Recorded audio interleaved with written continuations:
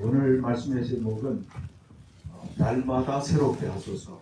그러니까 날마다 좀 새로워지면 좋겠다는 마음가짐이 있습니다. 특히 한 살 한 살 나이가 먹을수록 연세가 드실수록 우리의 속사람이 좀 새로워지면 좋겠다는 그런 마음가짐들이 있으리라고 생각합니다.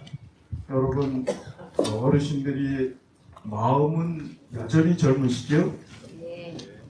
부인할 수 없는 사실입니다. 몸은 안 따라줘도 기억력은 조금 흐려져도 마음은 젊습니다. 마음은 똑같습니다. 우리가 영적으로도 날마다 우리의 겉사람은 후패하나 우리의 속사람이 새로워져야 된다는 말씀을 오늘 본문의 말씀으로 삼았습니다. 고린도서 4장 16절에 그러므로 우리가 낙심하지 아니하노니 겉사람은 후패하나 우리의 속은 날로 새롭도다. 한자 고사성어 가운데 일신, 일신, 우일신이라는 고사성어가 있습니다. 이것은 날마다 새로워지라 하는 그런 의미입니다. 이 고전은 중국의 대학이라고 하는 고전에 나온 내용인데 중국의 은나라에 탕이라는 임금이 있었습니다. 이 임금이 세숫대야 속에다 이 글씨를 새겨놓았다는 겁니다. 일신, 우일신. 그럼 세수하려면 뭐가 보여요? 일신, 우일신 그 글자가 보이는 겁니다. 세수할 때마다 어떤 마음이? 새로운 마음가짐으로 새롭게 그리고 열심히 이 나라를 다스려야 되겠다는 그런 마음가짐으로 자신을 돌아보았기 때문에 성군이 되었다는 그런 이야기들이 전해져 오고 있습니다. 후패라는 뜻이 뭘까요? 우리의 겉사람은 후패하나. 이 다른 성경 번역에 보면 낡아지나 이렇게 되어 있는데 사전적 의미는 썩어 문드러진다 이렇게 되어 있어요.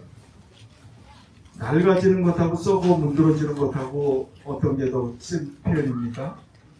썩어 문드러진다. 우리 겉사람은 썩어 문드러지는 그런 존재로 점점 갈 수밖에 없다는 거예요. 희망이 있다는 겁니까? 없다는 겁니까? 겉사람으로 볼 때는 희망이 없다는 거예요. 그런데 희망이 있음을 이야기합니다. 속사람은 새로울 수 있다는 거예요. 썩어 문드러져 가는데 속사람은 새로울 수 있다는 거예요. 그리스도인들이 가질 수 있는 희망입니다.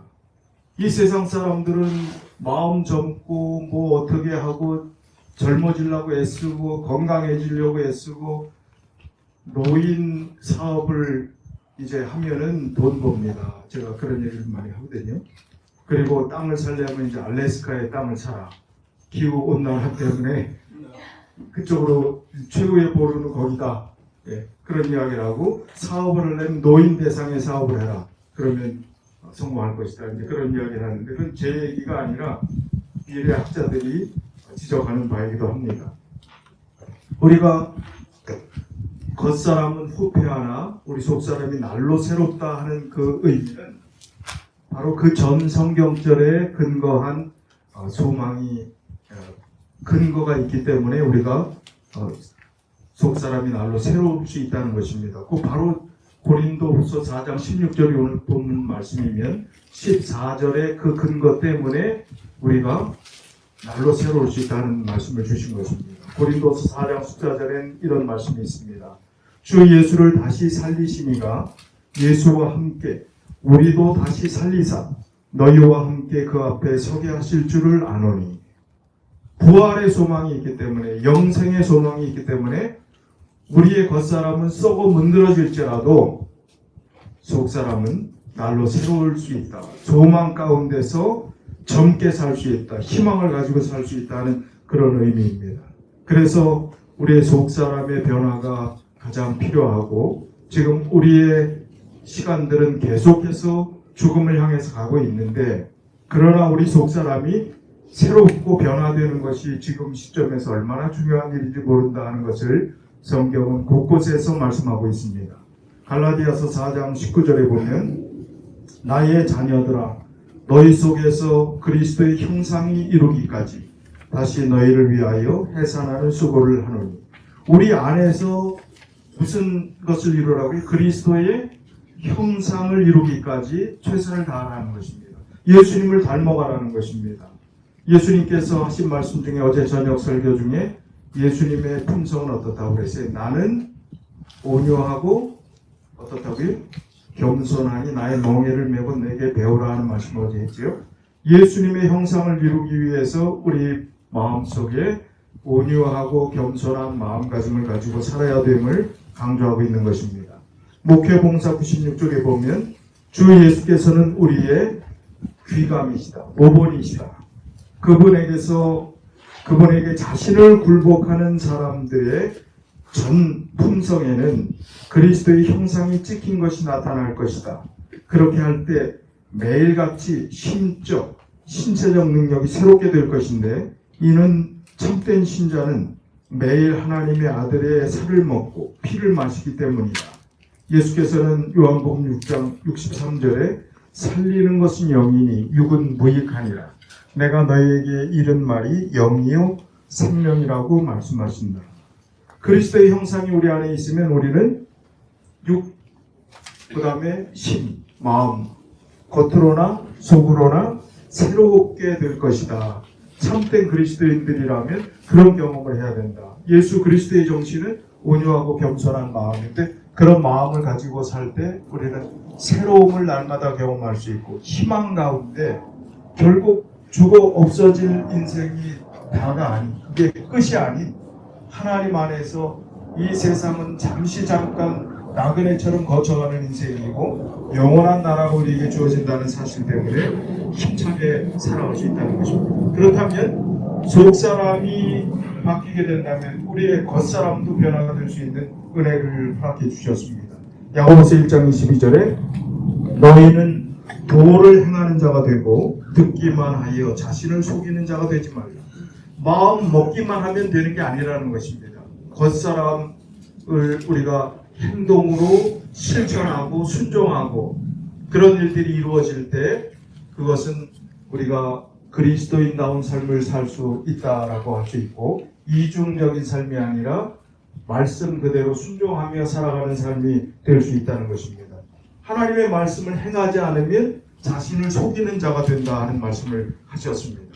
골로새서 3장 9절 10절에도 너희가 서로 거짓말을 말라.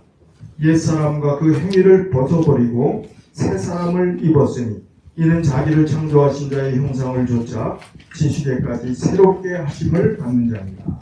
거짓말하지 말고 우리의 옛사람을 벗어버리고 옛날의 그 행동들을 바꾸고 새 사람을 입은 사람이 되었으니 이제 자기를 창조하신 자의 형상을 조차, 하나님의 형상을 우리 안에 심으라는 얘기가 계속 반복되고 있죠. 그리고 하나님의 지식에까지 새롭게 자라나라. 그런 교훈의 말씀을 주셨습니다. 그런데 이 세상이 그렇게 우리가 새롭게 살고 믿음 안에서 살고 신앙생활을 잘 지킬 수 있도록 호락호락 우리를 놔두지 않습니다.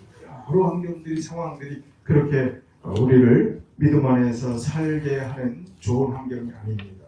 그래서 이 고사성어 중에서 하나가 있는데 거세개탁이라는 단어가 있습니다. 이 거세개탁은 들것자, 이 들것자는 모두 전체를 가리키기도 합니다. 그리고 세상 세자, 그 다음에 개두, 이건 모두 전부라는 뜻의 그 개자, 모두 개자, 그 다음에 탁, 혼탁할 흐릴 탁자. 이건 뭐냐면 세상이 모두 다 흐리다는 것입니다. 아독청, 아는 나자, 독, 나 혼자 독, 독립할 때 그 독자, 청, 맑은 청자. 이 세상이 다 어두운데 나 혼자 맑다. 그런 뜻인데 이 개념은 어디서 나온 말이냐면 중국 초나라 출신 굴원이라고 하는 사람이 어부사라고 하는 고사에 나오는 그런 내용입니다.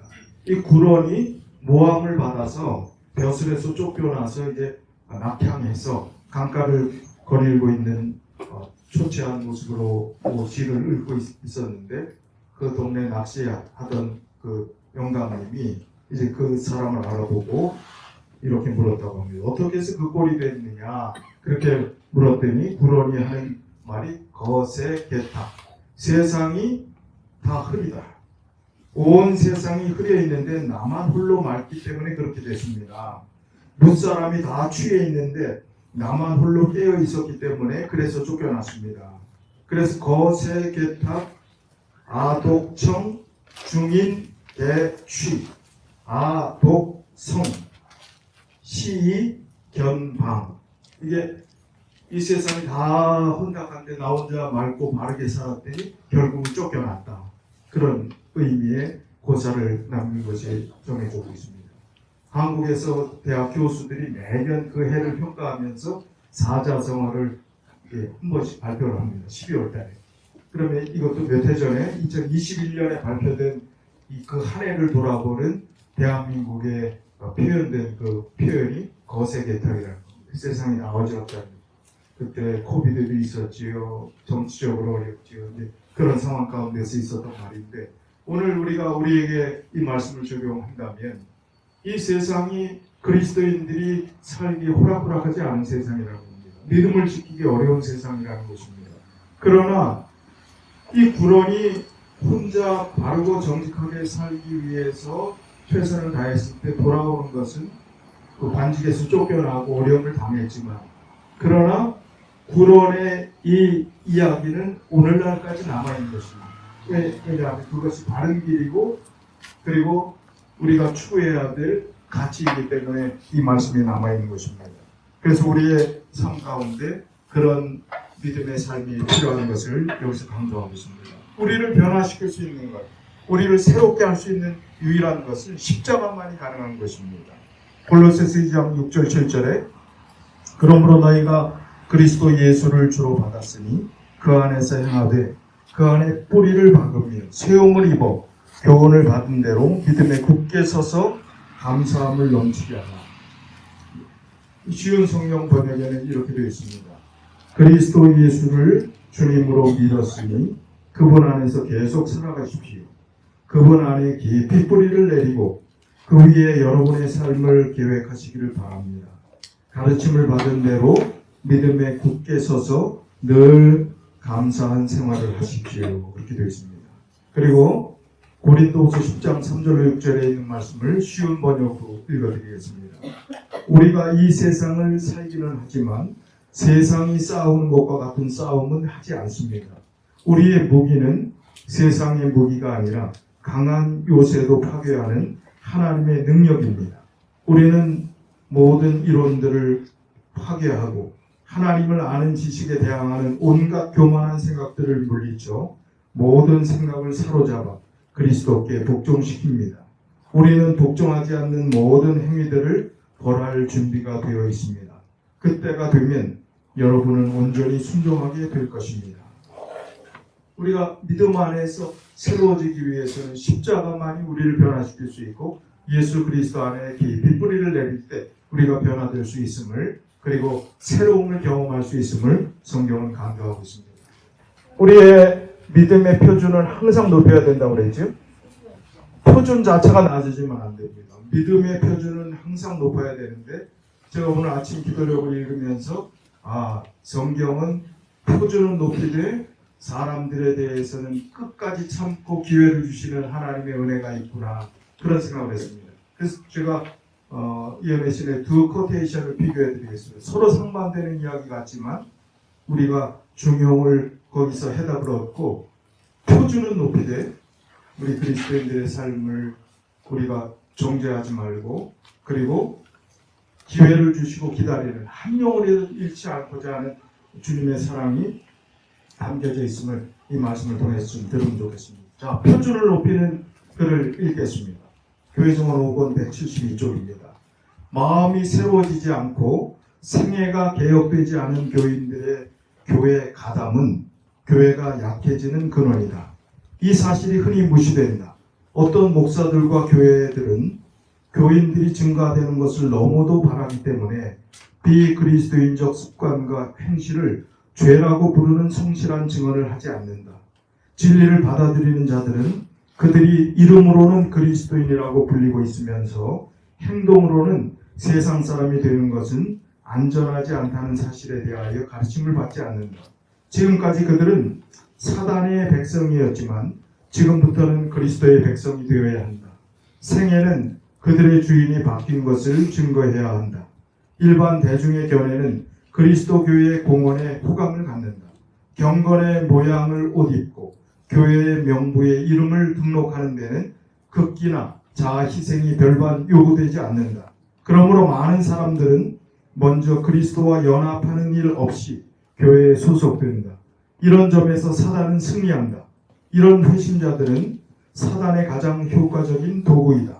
그들은 다른 영혼들을 유혹하는 자가 된다. 그들은 부주의한 자들을 멸망으로 유혹하는 거짓된 빛이다. 그리스도인의 길을 세상 사람들을 위하여 넓고 유쾌하게 만들고자 노력하는 것은 헛된 일이다.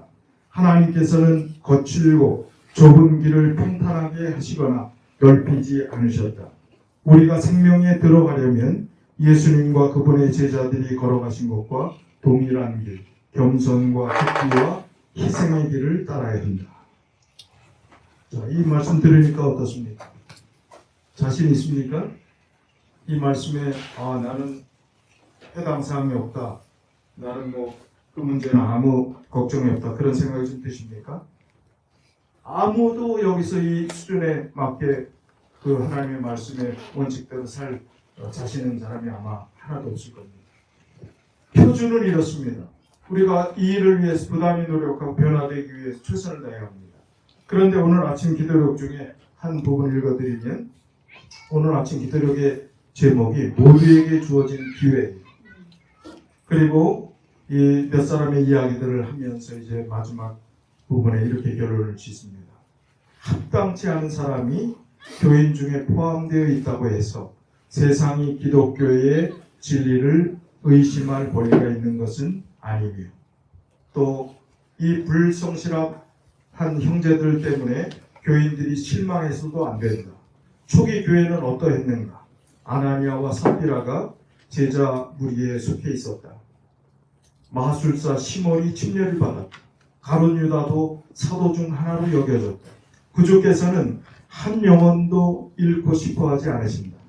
유다의 경험은 인간에 대해 구주께서 얼마나 오래 참으시는지를 알려주고자 기록되었고 그분은 자신이 참았듯 우리에게도 참으라고 명하신다. 실물교훈 72쪽, 73쪽에 있는 말씀이 오늘 기도록의 말씀입니다. 참아야 합니다. 인내해야 합니다. 그리고 우리가 예수님이 기다리시는 기다림으로 우리의 성도들과 관계 속에서는 그런 마음의 자세를 가져야 합니다. 그러나 표준은 높여야 합니다. 교회를 세속화시키지 말고 더 믿음으로 끌어올려야 합니다. 그것이 우리가 새롭게 날마다 변화되면서 그리스도 안에서 그리스도인의 참된 삶을 유지하는 날마다 새롭게 되는 중요한 방법이라고 생각합니다. 오늘 말씀을 이제 평소의 말씀의 3분의 1밖에 안 했어요. 그랬습니다. 자꾸 이런 데 나오면 배고프다고 그러고 식사 시간 얘기하고 뭐가 중요한지는 여러분이 다 판단하시면 좋겠습니다. 저는 어디 집들이 하고 이런 데 와서 예배들이 목사님 짧게 해주세요. 짧게. 뭐가 중요한지 우선순위가 있습니다. 그러나 저도 역시 배가 고프기 때문에 상대에게 드립니다. 우리가 믿음 안에서 이런 행복한 공동체를 하나님께 허락해 주시고 서로 합당치 않게 보이는 사람들이 있고 성향이 다른 사람들이 있다 할지라도 하나님께서 인내하시고 기다리신다면 우리도 배워야 합니다. 그리고 하나님이 기회를 주신다면 우리도 형제 자매에게 서로 기회를 주고 같이 하늘까지 갈 수 있도록 노력해야 됩니다. 그런 공동체가 되고 그런 믿음의 개개인들이 들 때 이 교회는 행복한 교회가 될 수 있고 그리고 날마다 새로운 걸 경험할 수 있는 귀한 교회가 되리라고 생각합니다. 달라스 폴프로스 교회는 강소 교회입니다. Strong Small Church. 이것이 2026년도의 기독교의 트렌드예요. 한국 교회. 그 책이 나왔거든요. 강소 교회. 저는 강한데 그렇게 크지 않다니 100명 미만 정도 출석하는 교회만 해당되는 거예요. 강하지만 작은 그렇지만 서로 강소교회 특징 몇 개 있는데 그 중에 하나는 서로 돌봄이 온전히 이루어지는 그런 교회, 그런 교회가 되었으면 좋겠습니다. 제가 오스틴에 지난 일요일 날 저희 교우님들 다 9명 가서 저희 부부는 하루 전에 갔고 나머지 7분은 당일날 새벽에 출발해서 오셨어요. 정말 그만큼도 더 보태지 않고 7분이 딱 들어오시는데 빛이 나요. 빛이.